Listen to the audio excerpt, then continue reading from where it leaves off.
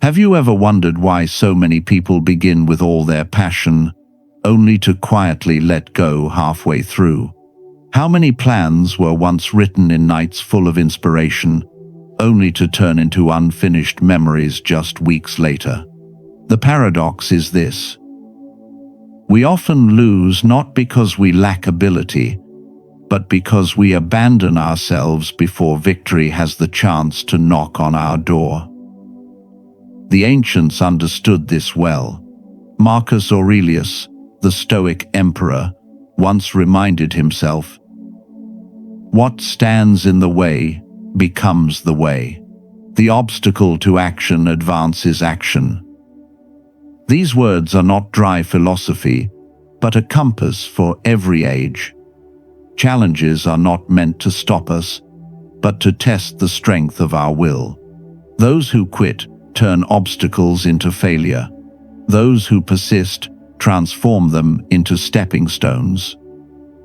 Today, we live in a world overflowing with speed, where everyone craves instant results. Just a few days without visible progress, and we begin to doubt ourselves, letting our deepest desires fade into oblivion. Yet Epictetus once told his students, "First, say to yourself what you would be, and then do what you have to do." Hidden in those words is a lesson both simple and severe. Deciding is never enough. The true measure lies in loyalty to that decision, no matter how many times you stumble.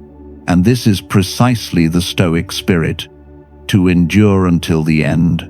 For when you refuse to quit, you not only secure outer victories, but also conquer the hardest enemy of all, your very self. 1. The Stoic law of perseverance. Why those who quit are defeated in thought first. True failure does not begin with the outcome, but with the moment we decide to stop.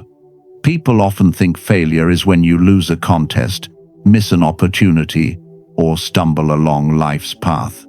But in the Stoic spirit, failure arises much earlier. It begins the very instant the mind convinces itself, "I cannot go on." In that moment, a person has already lost not to the world, but to themselves. Epictetus once taught, "First, say to yourself what you would be, and then do what you have to do." Hidden within this saying is a law that is harsh but fair. Whoever perseveres to the end is the one who wins, no matter the specific outcome. Those who quit will never know whether one more effort might have changed everything. They cut off the thread leading to possibility, stripping themselves of their own chance. Picture a small flame.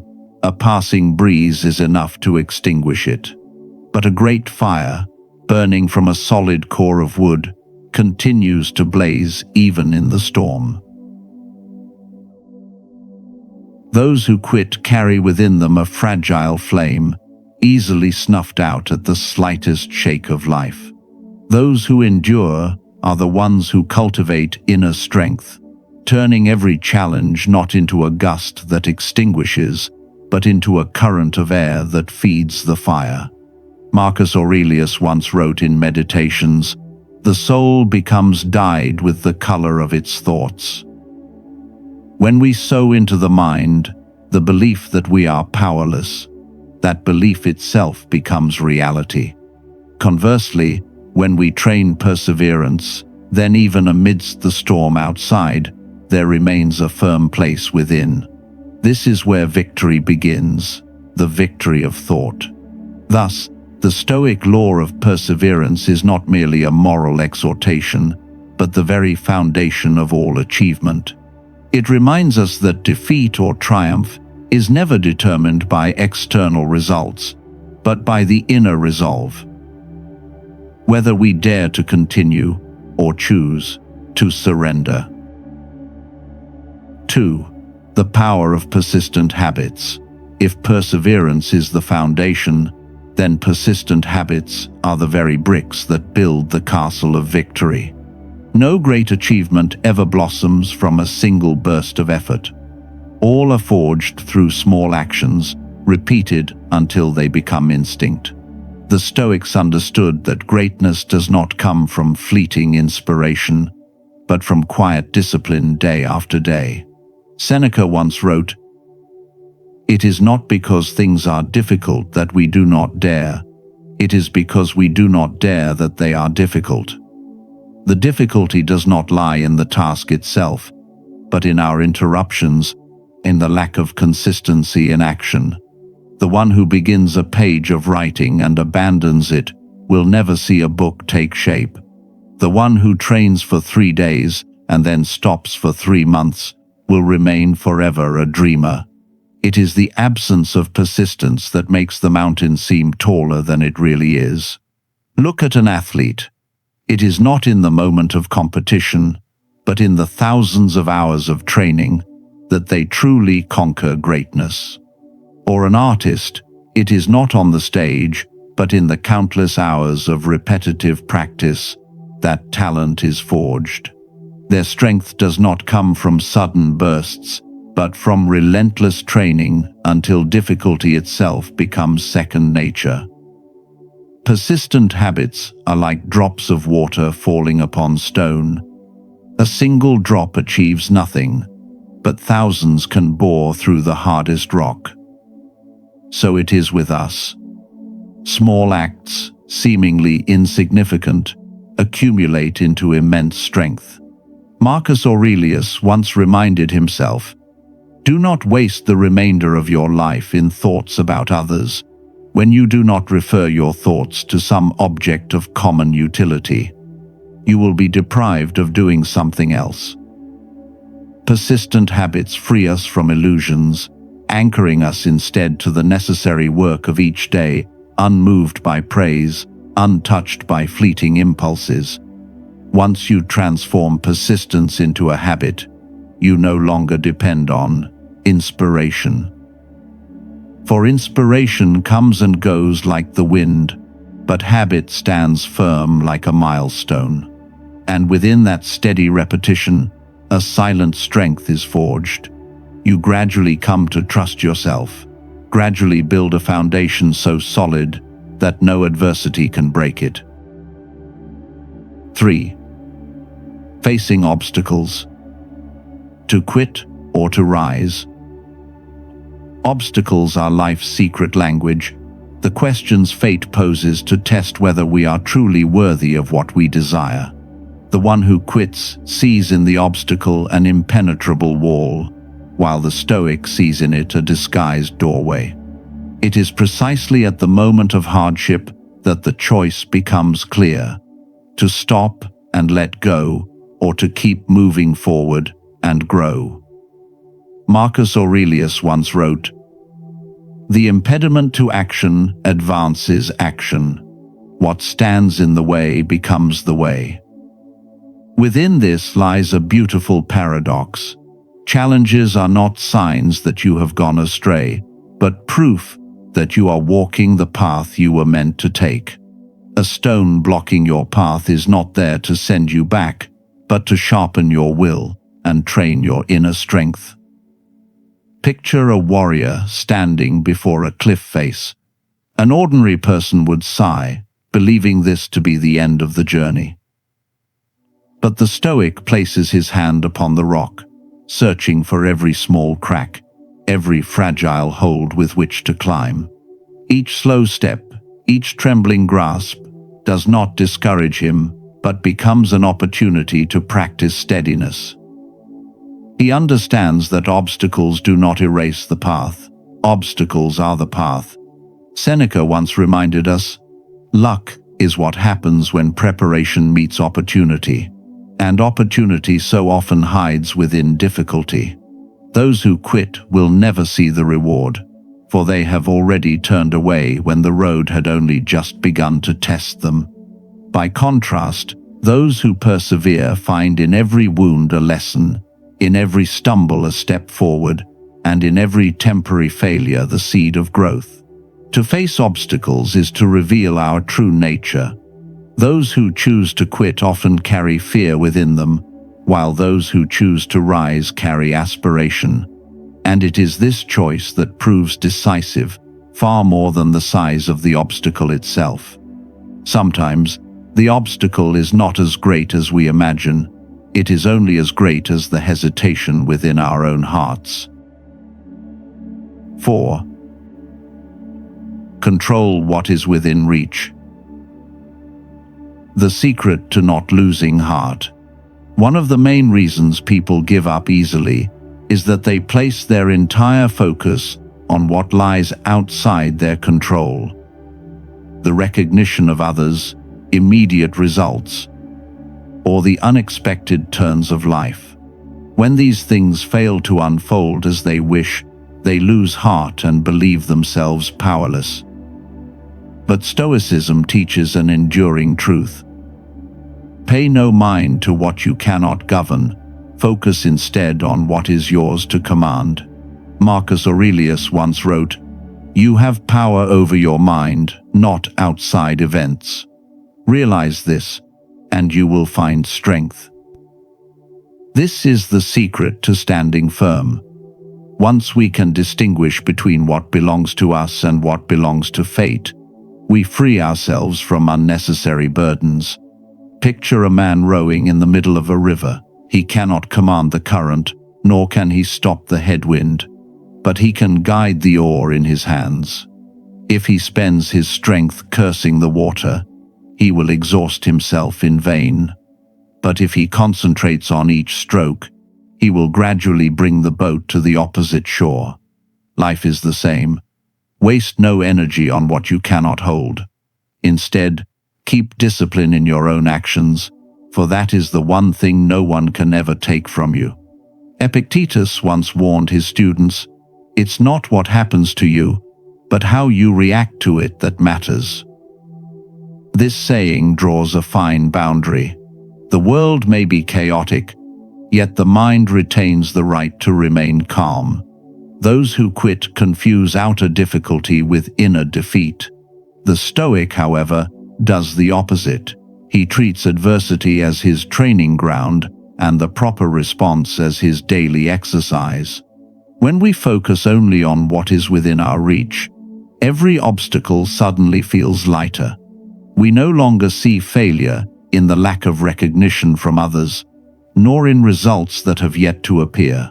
Instead, we find freedom in continuing forward, in doing what is right, in remaining loyal to our decision. And it is precisely this, persistence, over time, that brings about victories far greater than the original hope. 5. Quitting and the invisible price of regret. External failure may hurt us for a moment, but inner failure, quitting, will haunt us for a lifetime. Physical wounds eventually scar over, yet the wound of regret reopens endlessly in memory. The Stoics understood that the pain of perseverance is temporary, but the pain of surrender is eternal. Ask yourself, how many times have you looked back at the past and whispered, "If only. If only I hadn't abandoned those studies. If only I had trained a little longer. If only I had been more patient in that relationship." Each "if only" is proof that the cost of quitting weighs heavily than any trial. For once opportunity has slipped away, we no longer hold the right to begin again. Carl Jung once emphasized, "Until you make the unconscious conscious, it will direct your life, and you will call it fate." When we quit, we often make excuses.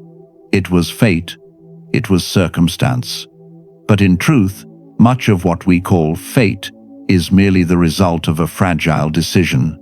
We hand over the power to shape our lives to discouragement and then hide it beneath the mask of destiny.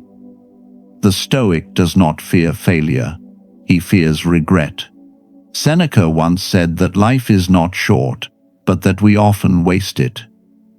Each time we quit, we not only lose an opportunity, but we squander a portion of life that will never return. Picture two parallel roads. One is filled with thorns, leaving your feet bloodied, yet each step brings you closer to the destination. The other is short and easy, but ends at the abyss of regret. The quitter chooses the easier way, only to carry for life the burden of what might have been. The steadfast choose the harder path, but carry the pride of having lived fully. Thus, the price of quitting is not merely the loss of results, it is the loss of faith in oneself. And that is the heaviest defeat of all, for when you no longer believe in yourself, you no longer have any ground on which to begin again. 6. Perseverance as the path to freedom and happiness. In the eyes of the Stoic, perseverance is not merely a means to success, but the very road to freedom and happiness. True freedom does not lie in doing whatever we please, but in mastering ourselves, remaining unmoved by fleeting emotions or the fear of failure. And true happiness does not arise from brief moments of victory, but from the deep assurance that we have not betrayed ourselves. Epictetus once said, "No man is free who is not master of himself." His words point to a great paradox. The one who gives up easily seems to escape suffering, yet in truth becomes a slave to weakness. Only the persevering one, the one who holds fast to discipline amidst the storm of doubt, tastes inner freedom. They are no longer dependent on praise or blame, no longer shaken by passing results, for their joy lies in remaining loyal to the path they have chosen. Picture someone learning to play an instrument.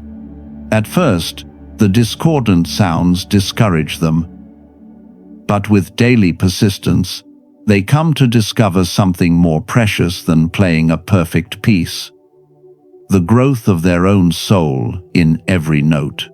So it is with perseverance. It teaches us that happiness is not found at the destination, but in the journey of steady progress. Marcus Aurelius, writing in his Meditations while bearing the weight of an empire, reminded himself, "Do your duty without expecting any reward." Here, he revealed the secret of lasting happiness. When we persist in doing what is right, the reward does not lie in the outcome, but in inner freedom, the freedom of living true to our values.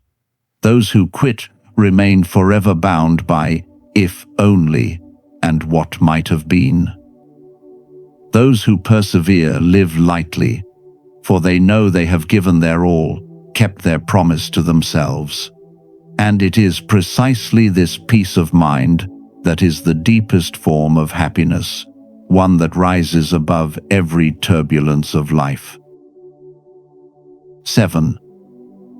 The wisdom of action, turning not giving up into a discipline of life. Perseverance is not a fleeting burst of emotion, but a way of life, a discipline forged day by day. The Stoics understood that inspiration is like a passing wind. It may ignite the flame, but without the steady fuel of persistence, that flame will quickly die out. Discipline is that fuel, a wisdom of action that keeps us true to our commitments, even when our enthusiasm fades. Seneca once recounted that he would deliberately live in hardship for several days, eating coarse bread, wearing tattered clothes, and sleeping on hard ground. Not because he was poor, but to train himself to accept discomfort. This was a form of life discipline, teaching the mind that comfort is not a prerequisite for moving forward. For when the body grows accustomed to lack, the will grows unshaken before adversity. The wisdom of action also manifests in the smallest of deeds, writing a single page a day, rather than waiting for inspiration to complete a chapter. Doing a few simple exercises, rather than excusing oneself with busyness to abandon training altogether. Arriving on time, rather than indulging procrastination. These small actions, repeated consistently, are the clearest testimony to the philosophy of not giving up. Marcus Aurelius once reminded himself each morning, "Today I shall meet with the ungrateful, the arrogant, the greedy, the treacherous. Yet they cannot harm me, for I will not let them make me turn away from virtue." This was not only a word of encouragement, but also a discipline of thought. To act rightly not when circumstances are favorable, but to make right action an unchanging habit regardless of circumstance. When not giving up becomes a discipline of life, we no longer depend on luck or inspiration. Each day becomes a step forward, whether large or small. And in the resonance of thousands of such steps, a lasting strength is formed. The strength to endure hardship, to overcome procrastination, and to live a life of true meaning. 8. The story of the river and the rock. Once upon a time, there was a small river flowing through a forest. Along its course, it came upon a massive rock, blocking its way. The river tried to crash straight into it, but the water only splashed back, as though it could never pass. The next day, it gathered all its strength again, yet the result was the same. Days passed, months passed, years came and went, the rock still stood. But something strange began to happen. The surface of the rock slowly wore away. Tiny cracks appeared. Then the gaps widened, and one day, the river split the rock in two and continued its endless journey. This parable is a vivid symbol of perseverance. The river was not stronger than the rock at the first encounter, nor did it triumph through a single violent strike, but through patient repetition, day after day. It was persistence alone, never giving up, that turned the impossible into the inevitable. The Stoic, too, looks at life through the eyes of the river. They understand that a great obstacle cannot be overcome in a single effort, but can be subdued by steady perseverance. Marcus Aurelius once affirmed, "Time is like a river, a violent current of events, glimpsed once and already carried past. Yet what we do, if firm enough, stands still like a rock in the midst of the stream." Here, time can erode even stone, and it can also refine the human soul, if only we persist in moving forward. Life's trials are the rocks that block the way. The quitter turns back, seeks detours, or stands still lamenting. The persevering one stays, chiseling away, grinding little by little, like the tireless river. And it is precisely this steady repetition, not sudden bursts of force, that creates profound transformation. Thus, the secret to winning everything that Stoicism imparts does not lie in fleeting explosions of effort, but in the quiet, unwavering flow that never ceases. Like the river that overcomes the rock, the persevering soul will, in the end, overcome even what once seemed impossible. If we look back, we will recognize an obvious truth that is so often forgotten. The surest path to failure is quitting, while the only path to victory is perseverance. Every lesson of Stoicism, from Marcus Aurelius, Seneca, to Epictetus, converges on this single point. Master yourself, hold fast to right action, and never allow discouragement to decide your destiny. For when you remain steadfast, you not only overcome external trials, but you also conquer the hardest enemy of all, your own inner weakness. Others may block you for a moment, but only you hold the power to decide whether to continue or to stop. And the very moment you choose not to quit, you have seized the highest form of freedom, the freedom to govern your own life. Think of something you once abandoned, a project, a promise, or a good habit you nurtured and then dropped. If you still feel the sting of "if only," then begin again today. Do not wait for inspiration. Do not wait for perfect circumstances. Act in small ways, steadily, repeatedly. It is precisely this repetition that reshapes who you are, like the river slowly wearing down the rock once thought unbreakable. Marcus Aurelius once reminded himself, "Do not act as if you were going to live 10,000 years. Death hangs over you. While you live, while it is in your power, be good." This message is not merely a reminder of life's brevity, but a wake-up call. Remain faithful to your decisions now. Do not let regret become your only legacy. Remember, no one wins in a single night. The one who writes a great work, the one who builds a strong body, the one who shapes a meaningful life, they all share the same secret. They did not give up. And when you persist in this way, victory is no longer a question of if, but only a question of when. So from today forward, treat not giving up, not as a slogan, but as a discipline of life. Each day, do one small act in loyalty to your path. Write a few more lines, complete another exercise, keep one more promise. Each act is a brick, and over time, you will build the fortress of freedom and happiness. Stoicism does not promise to make life a path strewn with roses, but it does promise this: if you refuse to quit, you will become unconquerable in spirit. And that is the greatest victory of all, victory over yourself, from which everything else becomes possible.